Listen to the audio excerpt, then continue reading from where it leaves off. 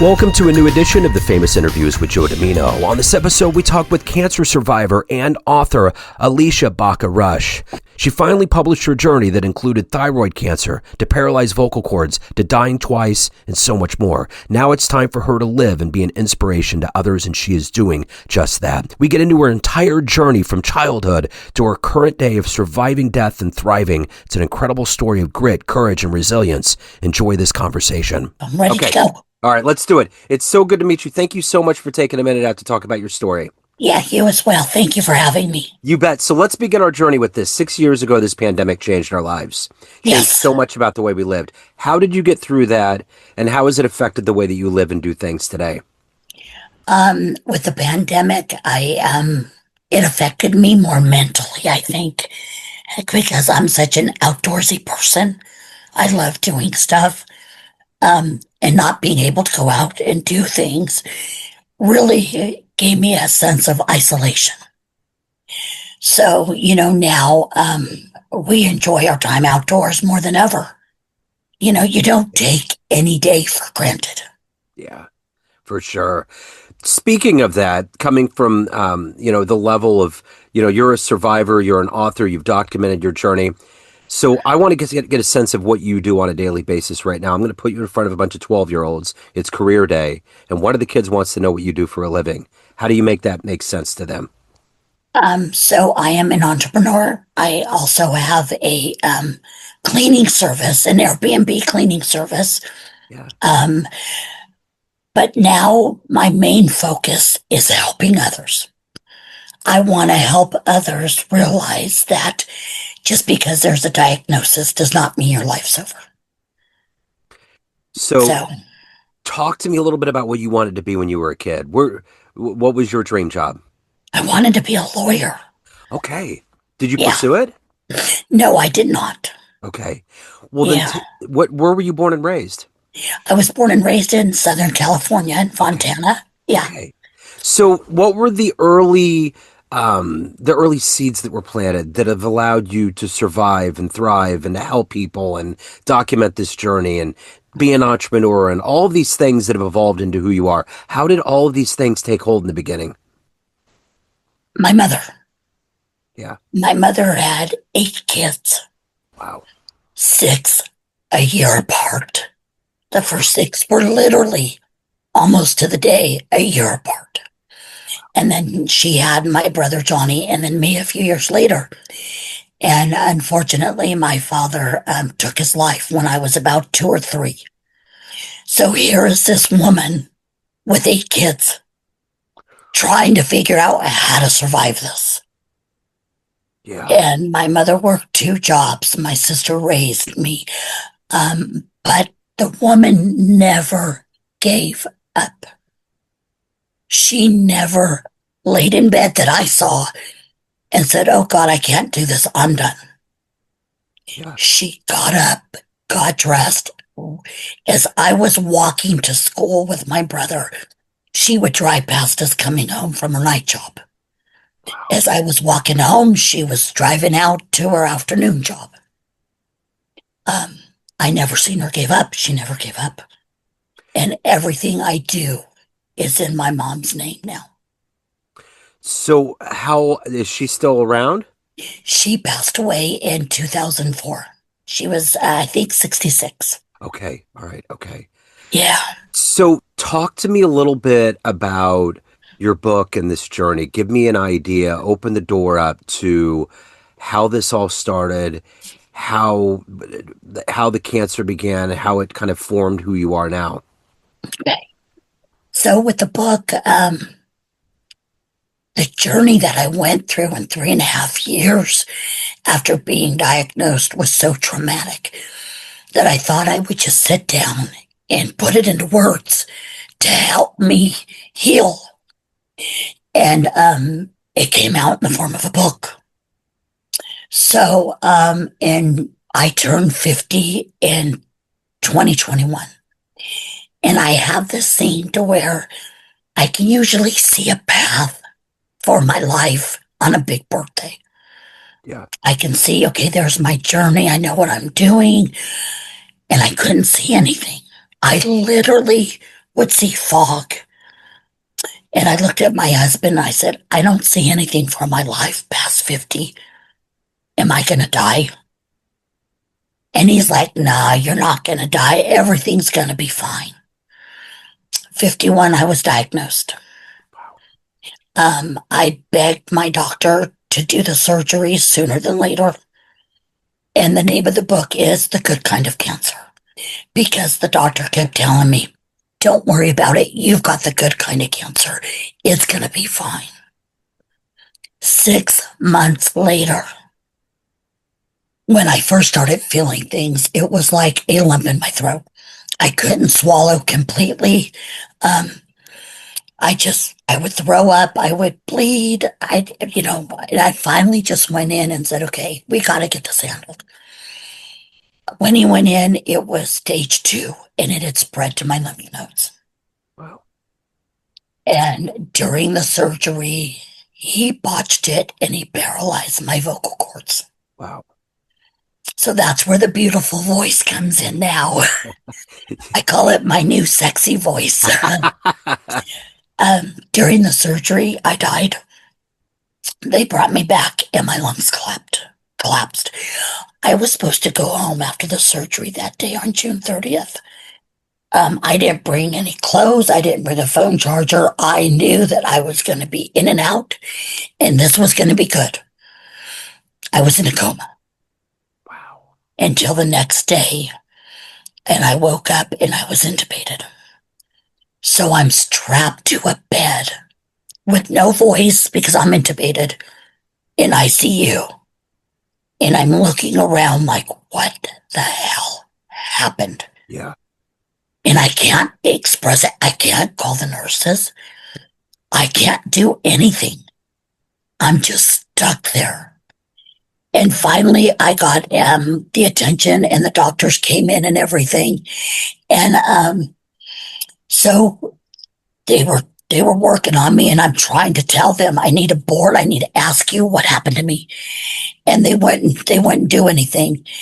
And finally, the doctor was outside my room, and what I heard was, this patient died, and we brought her back, and her lungs collapsed. And I'm just sitting there going, what patient? Who's he talking about? And it was me. Wow. So I was in the hospital about 4 or 5 days, and they finally got me okay, and I came home. That was in July. By mid-August, I wasn't breathing anymore. I wasn't getting oxygen. I wasn't sleeping. I was hallucinating.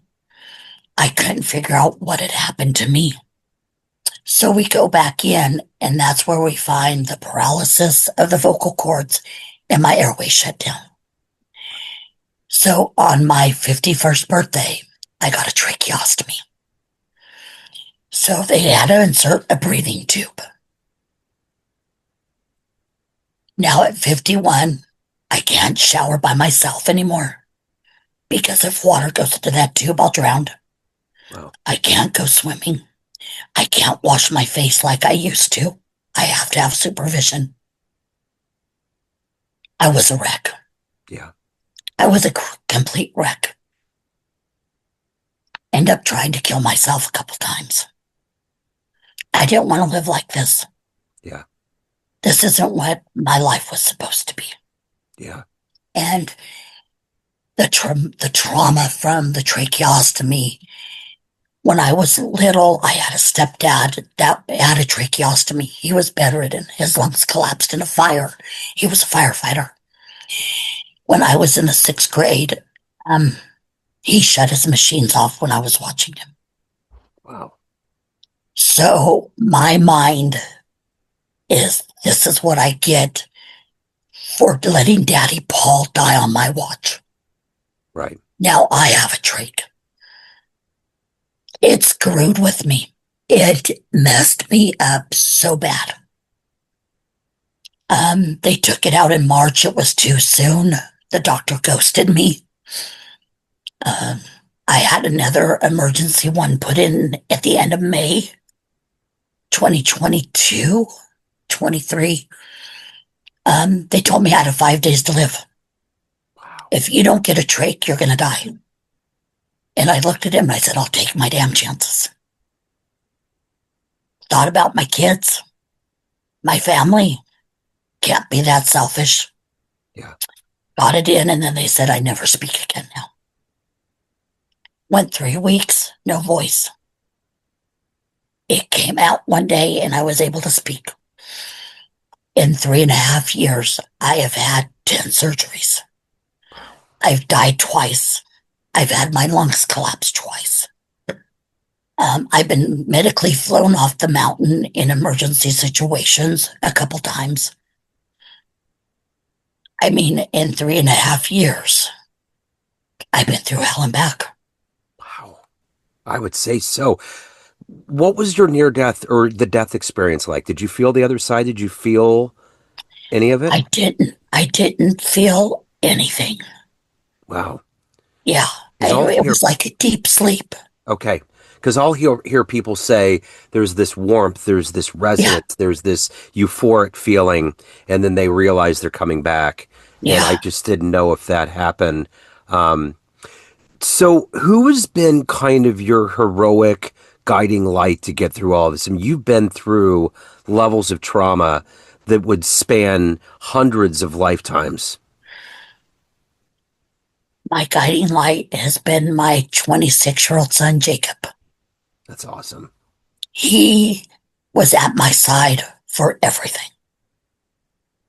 And even now, I'm going to doctor appointments, Mom. We're still going to go on this journey together because I still need a few more surgeries. I still have to be checked by the oncologist and everything. But my 26-year-old son never showed emotion in front of me. He was just my strength. So, writing this book, how was it painful to go through that time again, or has it been ultimately cathartic? What's that journey, that literary journey, been like? It was painful. Yeah, It was a lot of tears. It brought back a lot of emotions. Um, I still haven't read it all the way through. I've reviewed it. I've done everything I needed to do. But to sit there and say I have read it all the way through, I can't do it yet. yeah. So, I mean, but that's the thing. You had a choice to do this to help other people or to not do it because of the level of strife that you went through, but you've decided to do it. How does it Yeah. feel on the other side to be able to affect lives? How much is that fueling your hope and your optimism for being alive? Oh my gosh. It's my life's work. Yeah. Um, I can actually say I know my why I've been through this. And a lot of people can't. And a lot of people will, I did the why God me? What did I do so wrong in this life? Well, now I know my why because I'm set out to help other people. That's true. There is a lot of this where I would imagine going through dying a few times and living through all of that where you're wondering, even at that point where you said, I'll take my chances, you Yeah. still skirted it and came back. Um, what's been the response to the book? What's been the response to your journey? Have there been people that have reached out, success stories of you inspiring other people at this point? Yeah. I've had, uh, several people reach out, tell me that it was so helpful for them, that they were losing hope.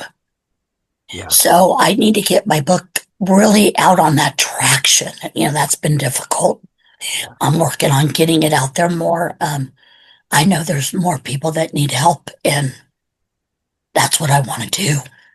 We just got to get it on the Oprah book club list. That's it. Right? Let's get it on there.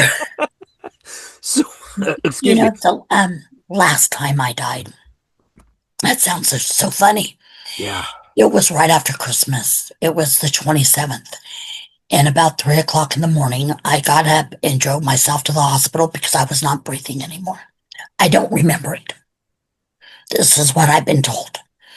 I got to the hospital. My oxygen was so low. All I remember is them taking my purse. I died. They brought me back. They intubated me. They flew me off the mountain. My husband and my son had no idea I was even gone. Wow. They get a call going, okay, what are her last wishes? And they're going, what are you talking about? They're going, she's being flown out of here. We don't think she's going to make it. She's already died once. We brought her back. We don't know if she's going to be hanging on anymore. I woke up 3 days later in a different hospital, and then I was shipped out to LA to where my surgeon was at. I spent about 14 days in the hospital that time. Yeah, that was scary. You But know, when I woke up, I felt what you're asking, if I saw the light or anything. No, but I felt different the last time. Um, I didn't listen to like the same crime, murder mystery podcasts that I love. My music changed. I felt a peace, but it was weird. So when I came home, everybody kept asking me, going like, what is wrong with you? You're not quite with it. And it was like a personal amnesia. I knew everybody and everything. I just didn't know who I was anymore. I was completely changed by the time I got home. I had to figure out who I was again, who I am now. And that's where this person developed. it's so weird when I do these podcasts, I'll have themes of days. And I just interviewed someone a couple hours ago that had near-death experiences. And after that happened, everything about her life changed. Yeah. Relationships stayed, but everything changed. She morphed into this different being. And it's so interesting because you're mimicking the exact thing that she had said. Yeah. It's crazy. Like I said, it was like a personal amnesia. I had no clue who I was. I had to figure that out.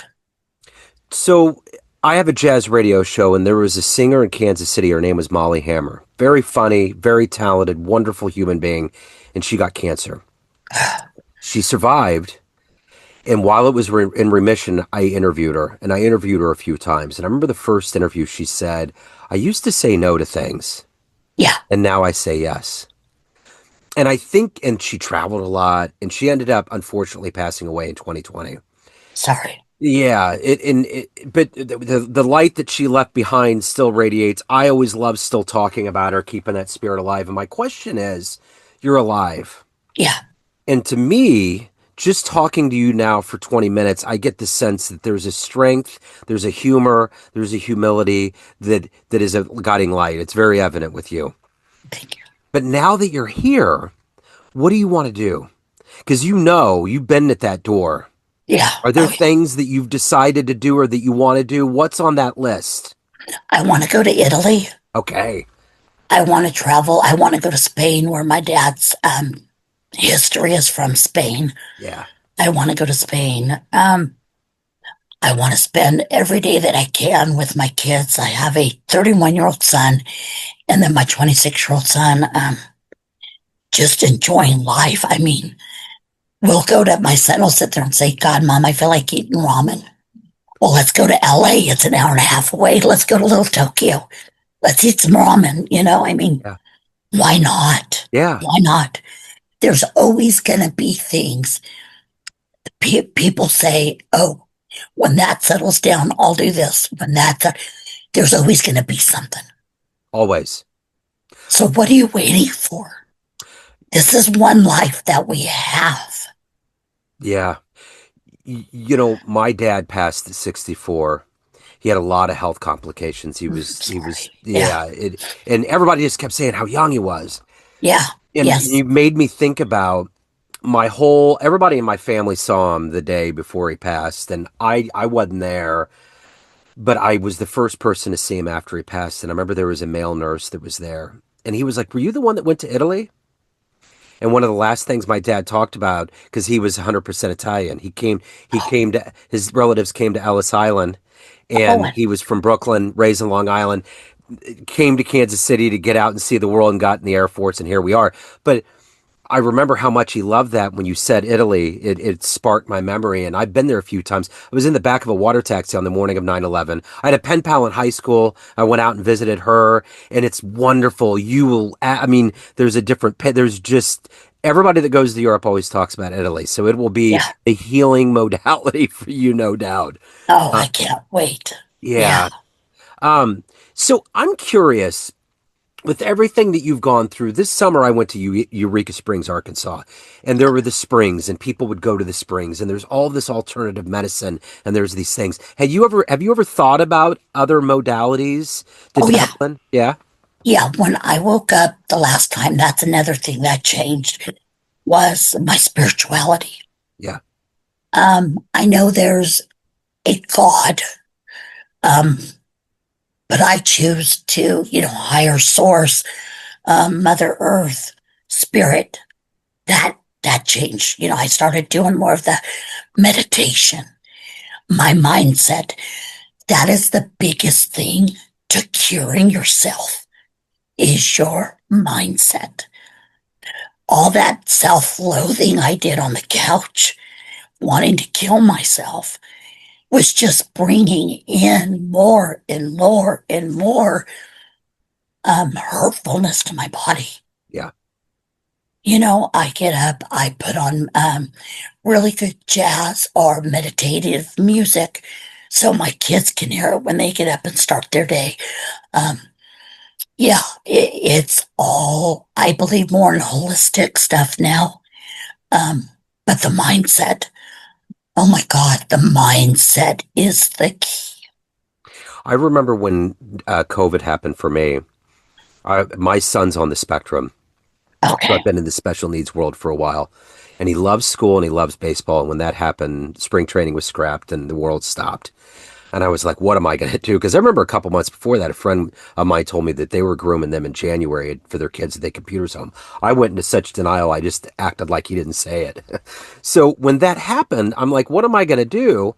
Yeah. And I decided to do more interviews, more jazz interviews than I ever did before. And my stepdaughter at the time was in middle school, and so was Miles.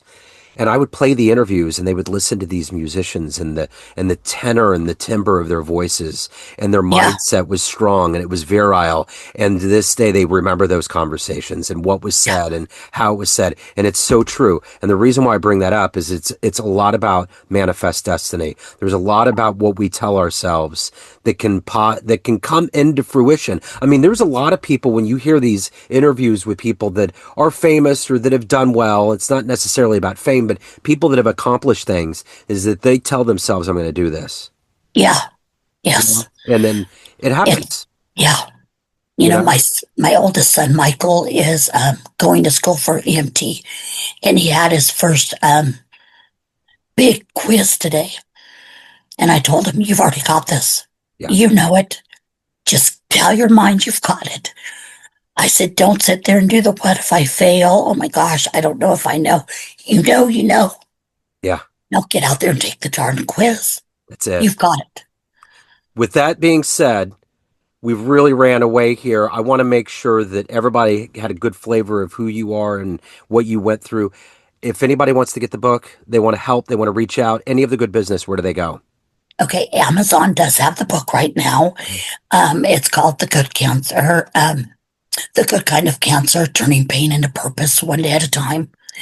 I am on Instagram at Alicia Rush 77, Facebook, Alicia Baca Rush, and email is rushlady7@gmail.com.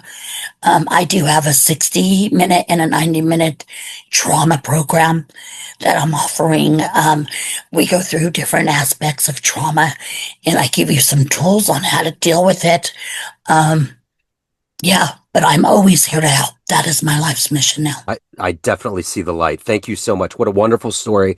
Thank you so Thank much for you. your courage. And this does take a lot of courage to be able to put yourself out here.